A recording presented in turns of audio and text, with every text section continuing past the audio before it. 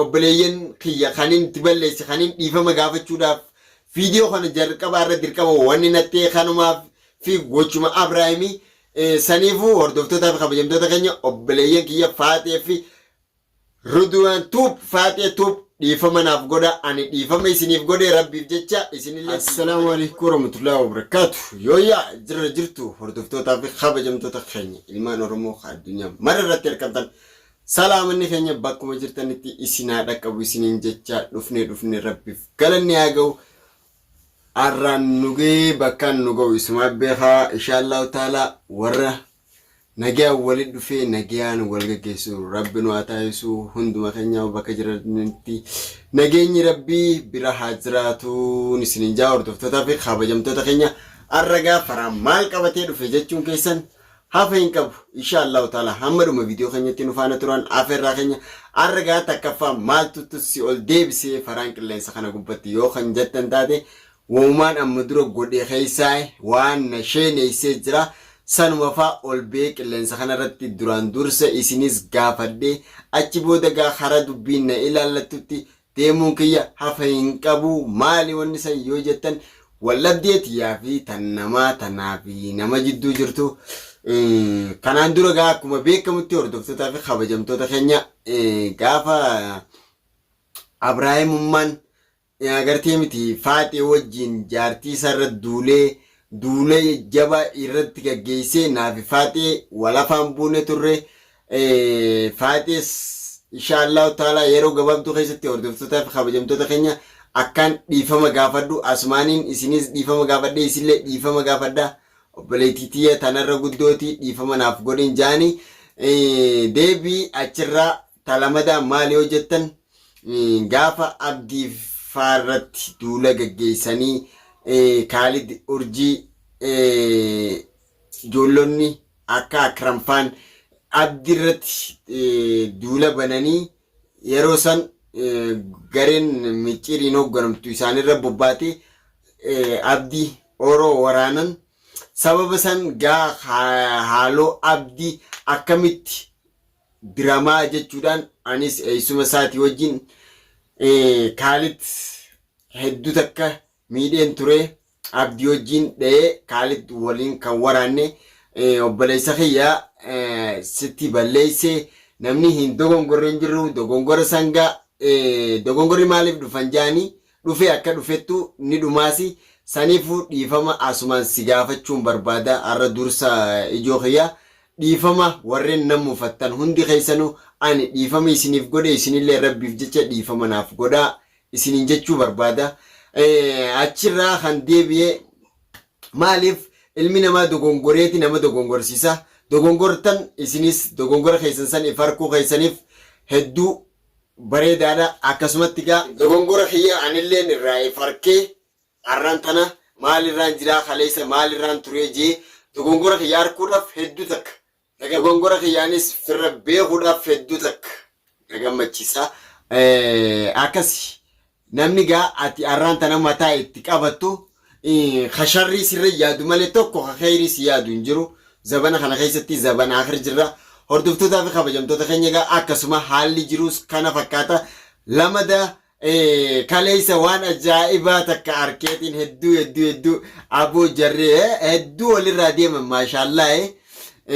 Akkasigaa Abrahaamii fi akkami chiikiin isaa talamaffaa san akkamime gurbaan agartee miti akkumaan isin geessan namaatu waatti godhe saahiba isaa agartee miti eenyu baantan ka wajjin deddeemanii jira eenyu maqaan isaatillee naabadu Najjaash jettaniin isaa hojii deemaami isaatu gasiirii isaa fi Najjaash ammas yaaboo Kiyyaa obbolee ganda jawaadee faakas godhe san walis saahiba isaan kun waliin harka keessaa qabanii. Maali? Abrahaam dilanuma intalti ati nu dhaadachaa turte intalti jaartiin biyya Ameerikaan oofu deemti an Ameerikaan deemaa firna guuttee maarree maal jettee ama meeqa guutuu akkasiin nu laffaa isaa baate isuma. Way maashaallah walirraa deemtanii garabbii walii isin haadhiisuuti. Garuu miskiintittii gartee miti lubbuu isii hin azabiniiti irraa gabbai.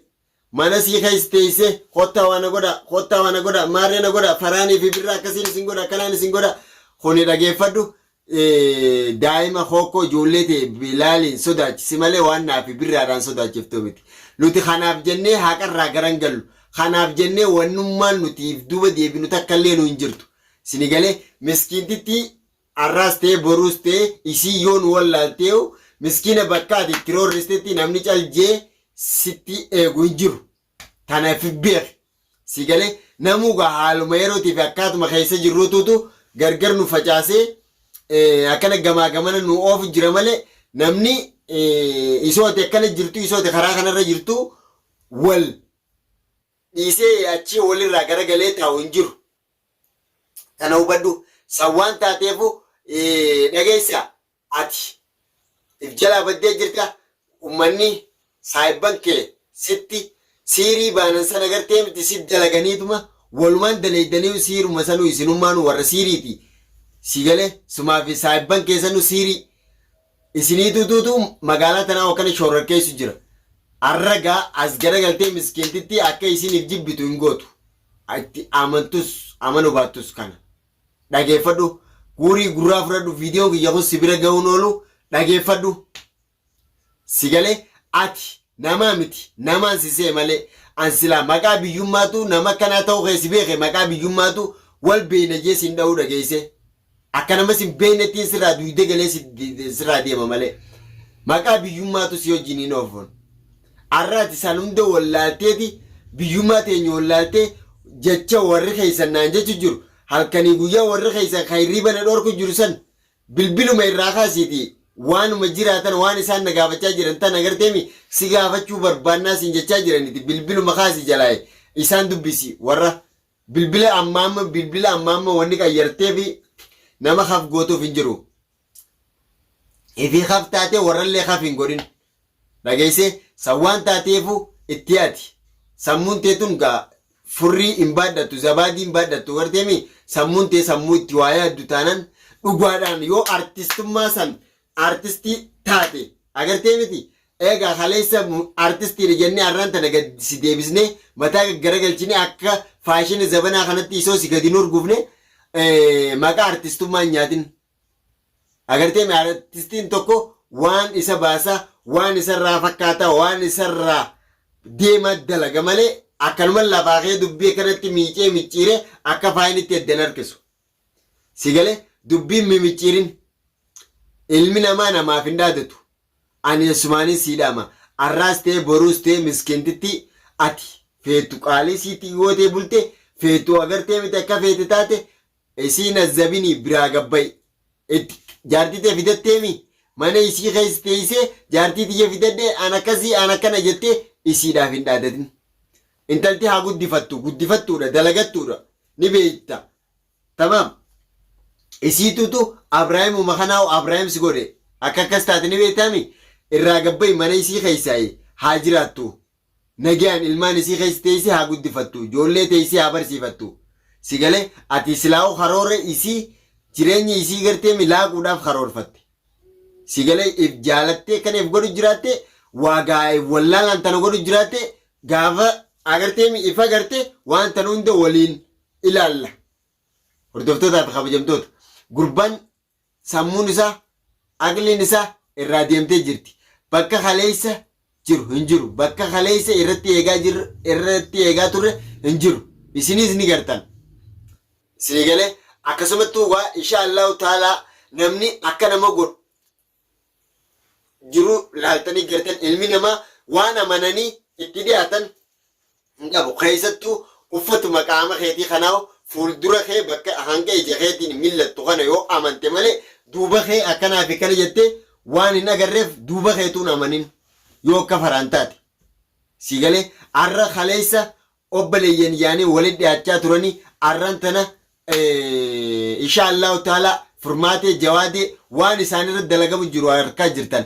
Saniifu asumaan isinis akkuma itti dhiyaadhaa obboleeyyan kiyya bira nuu dhaabbadhaa isaan san nuu laalaa waan irra jiran nuu hubadhaa jettanitti insha Allahu ta'ala yeroo gabaabduu keessatti hafa hin qabu. Isaanis gaa rabbiif galanni haa ga'u rabbii isaan biraas haa jiraatu.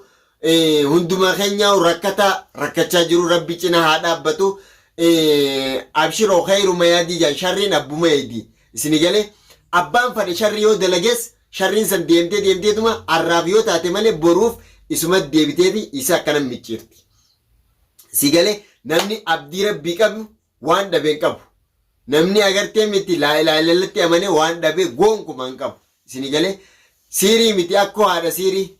Isini galee namnummaan siirii dalaguu fi kanummaan itti dhaqee dalaysisu sanuu warra agartee miti walirra jirre. Rabbii gaditti ilmi namaa guututti wanni kanaatun guutuun shirkiidha. Isini gala garuu alayhi salaatu wassalaam nabii keenya nagee araamanni irratti haa jiraatu. Isattuu ni dalagamte. Maaliif dalagamtii miti wanni kun? Ergamaa keenyattuu dalagamtee turte alayhi salaatu wassalaami.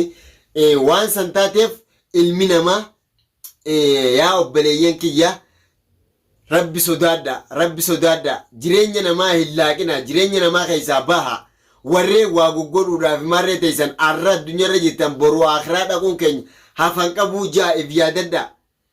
Kanaafuu if dagattanii sammuu teessan if shawwadamaa jirtan jireenya addunyaa jireenya yeroo gabaabduu kanaaf jettanii akhiraan dhabina. Rabbi keessanitti rabbi keessan jidduutti laata hin uumina. Maqaadhaaf biyya Arabaa keessa jirraa jenna. Taman biyya Muslimaa keessa jirraa jenna. Muslimummaan dhugaa bakki itti.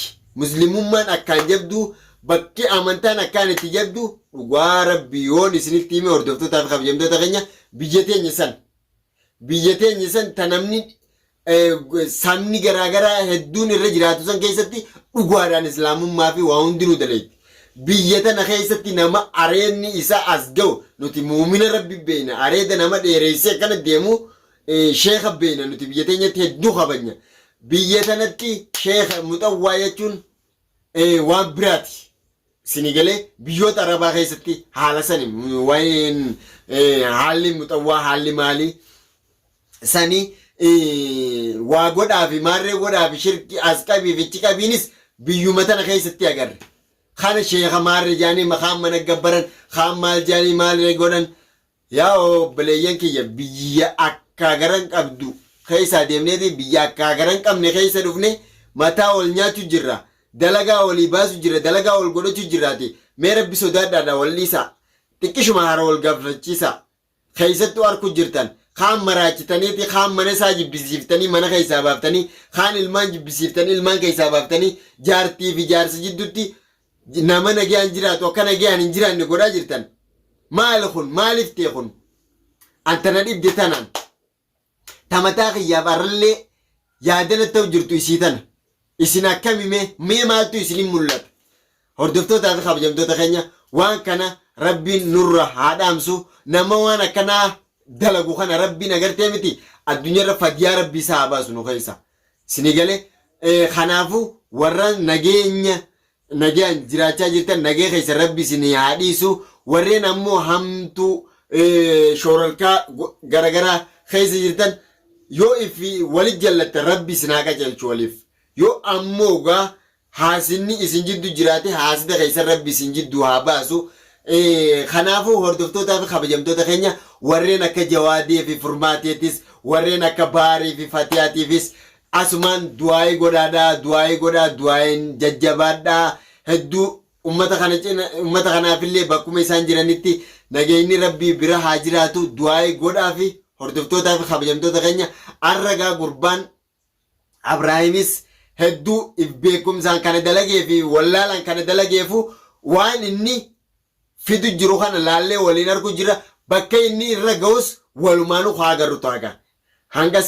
Hanga agartee dhugaan san dheengedde tumiinsi nuti isa tumne san yeroo gabaabduu keessatti waan inni ol beedhaadachaa ture agartanii jirtan. Isini galee waan inni jechaa ture agartanii jirtan. Ani dhugaadha faraan jireenya namaa keessaa bayi bultii namaa keessaa bayi bultii namaa siif birraadha haakana goggodu jiru warri naan jechaa jirtan galatooma isiniin galatoomfadha. Maaliif isin galatoomfadha yoo kanaan jettan taate hangasuma unarraa beektanii natti himuu keessaniif isin galatoomfadha hordoftootaaf kabajamtoota keenya.